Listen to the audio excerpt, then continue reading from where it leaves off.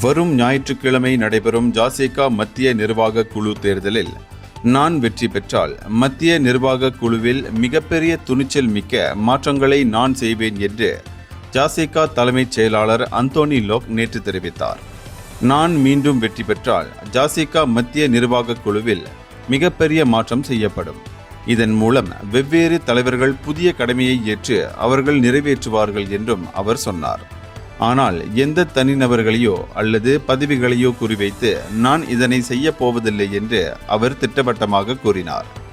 ஜாசேகா மத்திய நிர்வாக குழுவில் மிகப்பெரிய மாற்றத்தை நாம் காணப்போகிறோம். இளம் தலைவர்கள் தேவையெனும் கோரிக்கை வலுக்கிறது. ஆனால் இதற்காக யாரையும் விட்டுக் கொடுத்து விட முடியாது என்றும் அவர் சொன்னார். வெவ்வேறு காலத்தில் வெவ்வேறு கடமையை செய்யக்கூடிய தலைவர்கள் பற்றிய வியூகம் இதுவாகும் என்றும் அவர் சொன்னார்.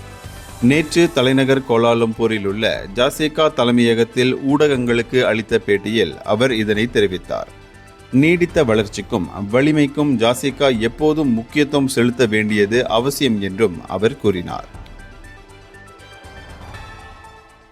இந்தியர்களின் இதய குரல் மக்களோசை.